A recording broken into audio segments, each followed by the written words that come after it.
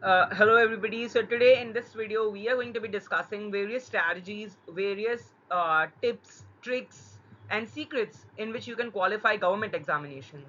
Why government examinations? Of course, job security, reputation, as well as the amount that you get paid and the working hours, right? Working in the industry, working in the private firms or something like that is a little bit tedious and stressful.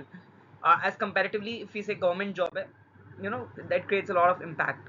So most of the government examination, whether it's UPSC, DI, government analyst, FDA, railway, or DSSB, OSSC, any examinations, most of them have questions on history and polity. So polity means constitution and all the clauses. History means if there's a particular exam of a particular state, so state related history, like suppose Maharashtra, so Shivaji Maharaj and all those things.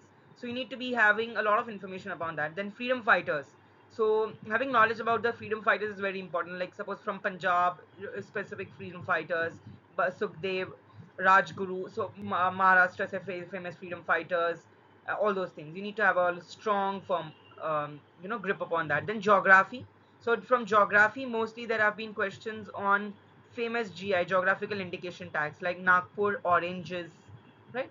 Kashmiri Pashmini shawl. So there are a lot of different GI tags that are given, so you need to know about them, very important. Then tallest mountain, tallest peak, longest river, all these things.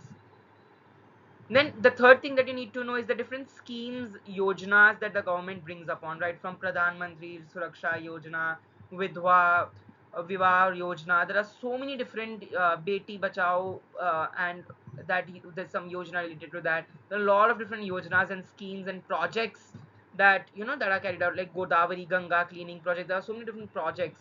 You need to have a grip, like when is the project starting, or how many crores are being invested in which project and where it is, like Sundarban, or where is it, garden, park, to save zoos, whatever it is. Grammar, very important. Tenses, figures of speech, right from your alliteration, personification, hyperbole, to your simile, metaphor.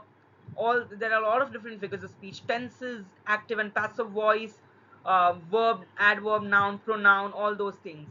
Famous known people and the ministries. Of course, you need to know if there's a particular examination of the state, you need to know the known people, like who's known as the Nightingale of India, or the minister, home minister, chief minister, and all.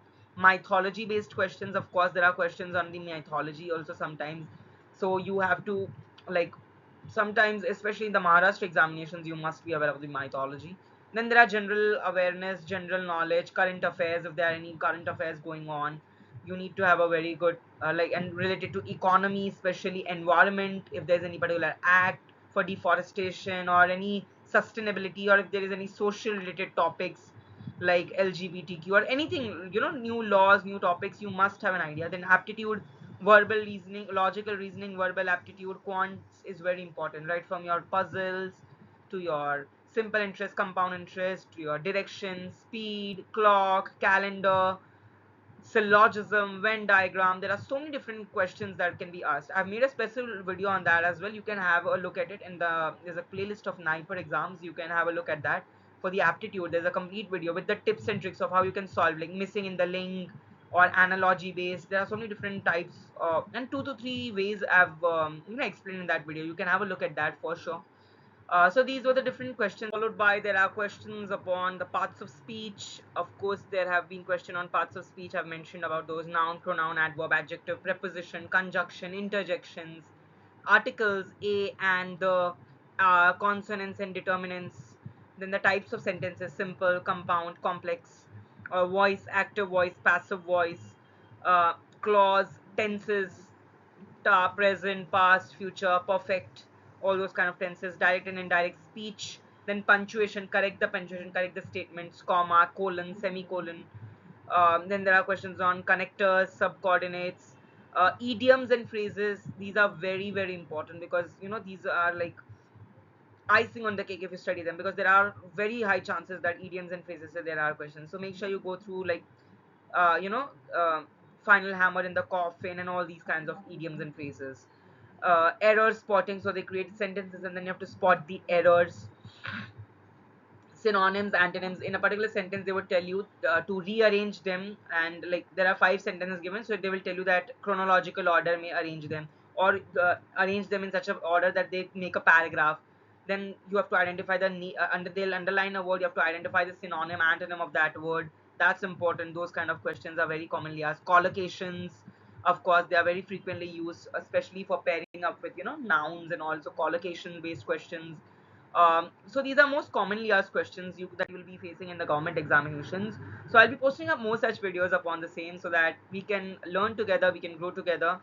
All you have to do is just press the bell icon, and if you like the video, do like, share, and subscribe as well, so that I get motivated and do bring out more such content for you all. Thank you so much, everybody. Have a good day.